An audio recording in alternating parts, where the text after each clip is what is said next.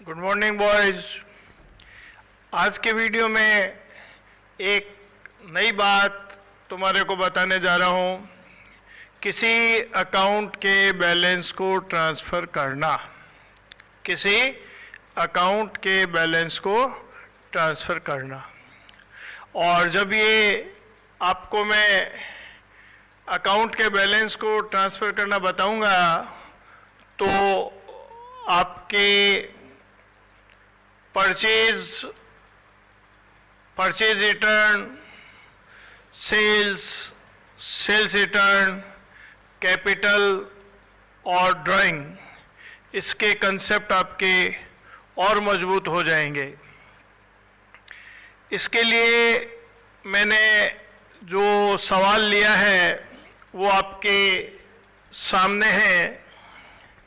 3 transaction मैंने लिए हैं। Goods purchase from Mohan, goods return to Mohan, और जो नई बात बताने जा रहा हूं वो है balance of purchase return account transferred.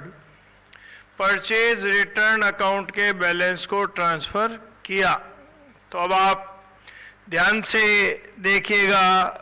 जब हम पहली ट्रांजैक्शन को लेते हैं, गुड्स परचेज फ्रॉम मोहन, तो आपको मालूम है कि इसमें एक अकाउंट तो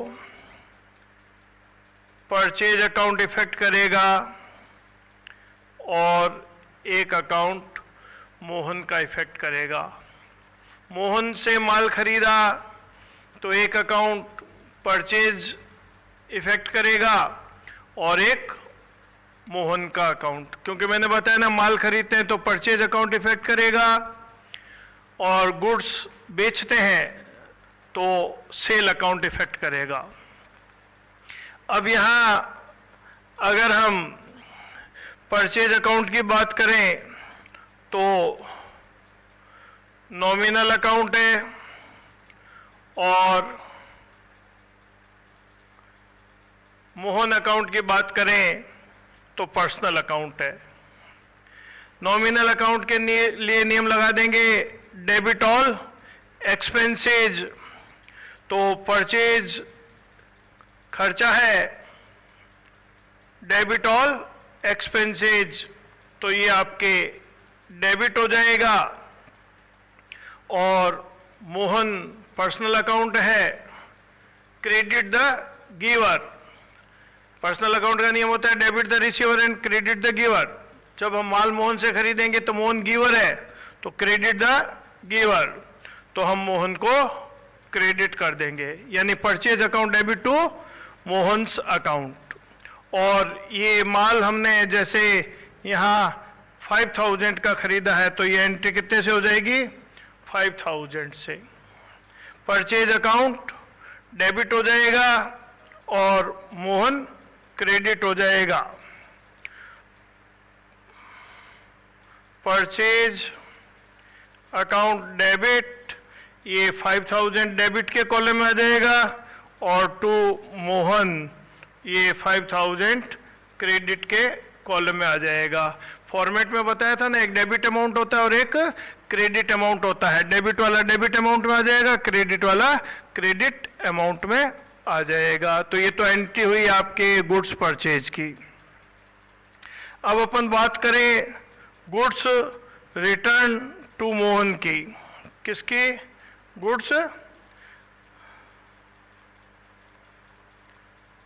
रिटर्न टू मोहन। अगर इसकी बात करें तो आप लोगों को बताया हुआ है, जब परचेज किया हुआ माल वापस लौटाएंगे तो उसको परचेज रिटर्न बोलते हैं। और किसको लौटा रहे हैं? मोहन को। तो 2 अकाउंट, परचेज रिटर्न और मोहन का अकाउंट इफेक्ट हुआ। खरीदा हुआ माल वापस हम रिटर्न करेंगे तो वो परचेज रिटर्न कहलाएगी, और purchase return account nominal account है और मोहन जो है वो पर्सनल अकाउंट है।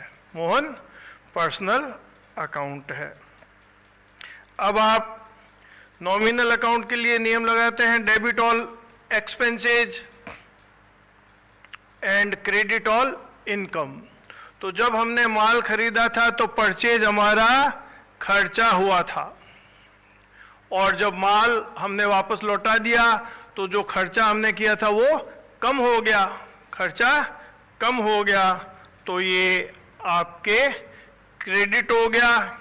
और जब हमने माल मोहन को लौटाया तो मोहन कौन हो गया? रिसीवर। और नियम क्या कहता है? Debit the receiver. तो मोहन डेबिट हो जाएगा, मोहन डेबिट हो जाएगा। तो आपके फाइनली एंट्री क्या होगी? मोहन डेबिट हो जाएगा और टू परचेज रिटर्न हो जाएगा। टू क्या हो जाएगा? Purchase return. अब मैंने इसमें अमाउंट भी लिख के बताए हैं, तो यह एंट्री जो है वो 1000 से हो जाएगी। ये एंट्री कितने से हो जाएगी? 1000 से हो जाएगी। Mohan debit to purchase return account. Mohan को माल लौटाया तो मोहन रिसीवर हो गया, तो मोहन डेबिट हो गया और परचेज रिटर्न क्रेडिट हो गया। परचेज डेबिट हुआ तो परचेज रिटर्न मैंने वैसे भी बताया था हमेशा क्या होगा? क्रेडिट होगा। परचेज रिटर्न क्या होगा? क्रेडिट होगा, क्योंकि परचेज हमारे लिए खर्चा होता है और परचेज रिटर्न हमारे खर्चे को एक प्रकार से कम कर दिया। Net purchase. अब देखना असली बात जो मैं तुम्हारे को बताने के लिए जा रहा हूं कि यहां हमने 5000 का गुड्स खरीदा और 1000 का हमने वापस लौटा दिया। तो अब मैं अगर आपसे कहूं कि नेट परचेज क्या रही तो तुम कहोगे 4000 रही। नेट परचेज कितनी रही तो आप कहोगे 4000 रही। कैसे रही? एक बार 5000 का खरीदा और उसमें से 1000 का माल वापस लौटा दिया, तो नेट परचेज कितनी बची? 4000। अब ये 4000 ही मैं लाने का तरीका तुम्हें बता रहा हूं। तो इसके लिए हम क्या करेंगे? परचेज रिटर्न अकाउंट के बैलेंस को ट्रांसफर करेंगे। परचेज रिटर्न अकाउंट के बैलेंस को ट्रांसफर करेंगे। तो देखो अगला क्या लिख रहा हूं? Transfer of balance of purchase return account. Transfer of balance of purchase return account.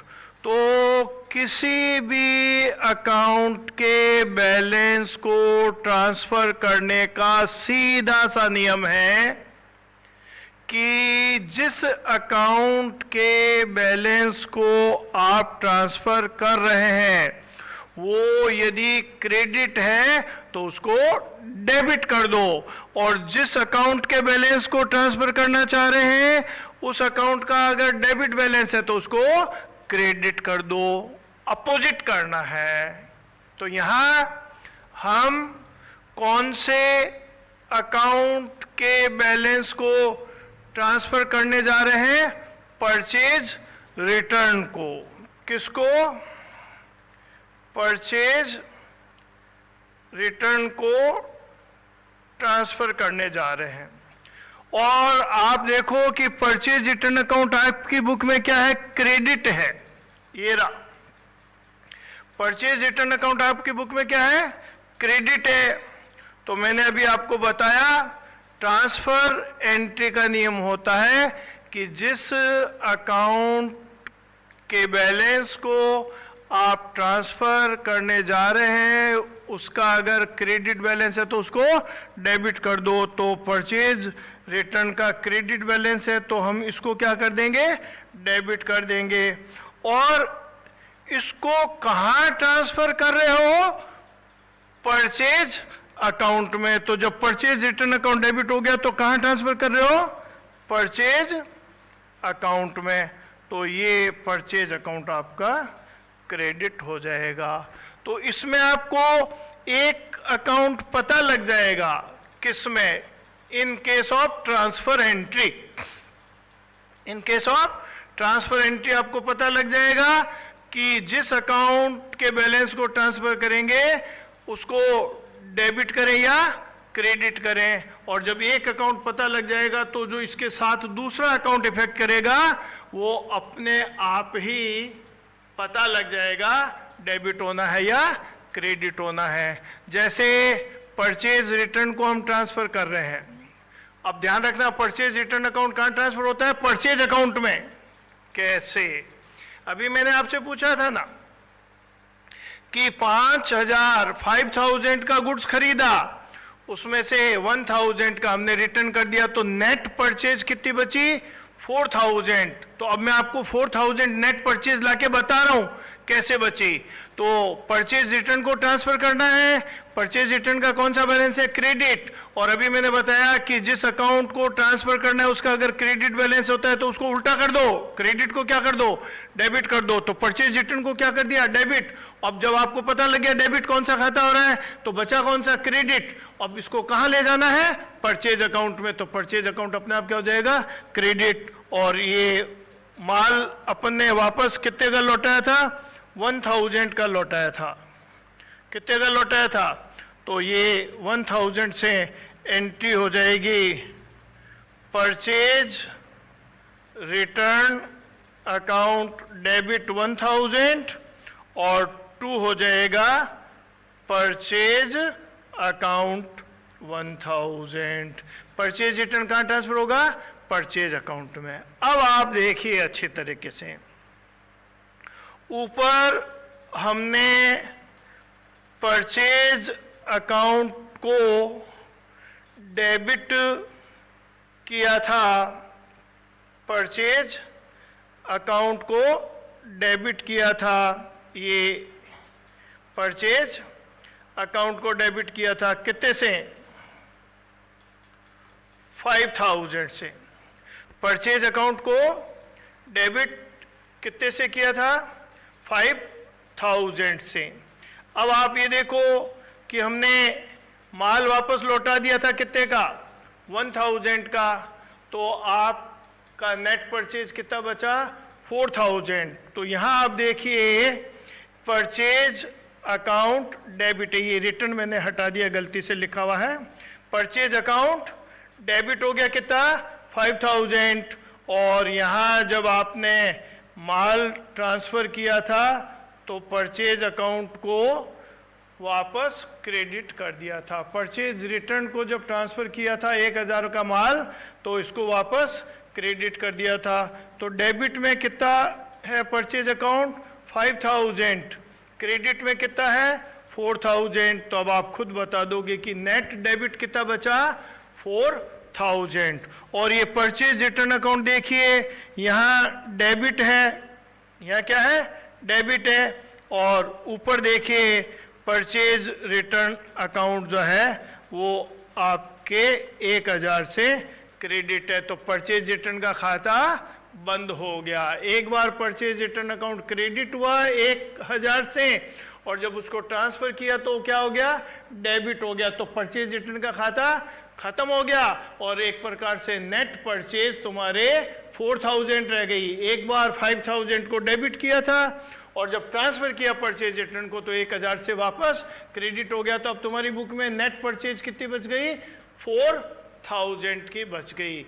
तो ये तुम्हारे अब अच्छी तरह समझ में आया कि जब हम परचेज को डेबिट करते थे तो परचेज रिटर्न को क्यों क्रेडिट किया? क्योंकि परचेज रिटर्न ने तुम्हारी परचेज को कम कर दिया। अब ये एंट्री के थ्रू मैंने बता दिया कैसे कम कर दिया। फाइनली परचेज रिटर्न अकाउंट तो बंद हो गया, जितने से क्रेडिट उतने से डेबिट, तो 0 बच गया और परचेज डेबिट हुई 5,000 और जब ट्रांसफर हुआ परचेज रिटर्न उसमें तो 1,000 क्रेडिट हो गया, तो नेट हमारा 4,000 बच गया। इस प्रकार से आपके अच्छी तरह समझ में आ गया होगा कि परचेज रिटर्न को हम परचेज अकाउंट में ट्रांसफर करते हैं। परचेज रिटर्न को परचेज अकाउंट में ट्रांसफर करते हैं, तो परचेज नेट जब निकालेंगे तो वो अपने आप कम हो जाएगी और लेस करने के बाद में जो फिगर आएगा वो नेट परचेज को रिप्रेजेंट करेगा।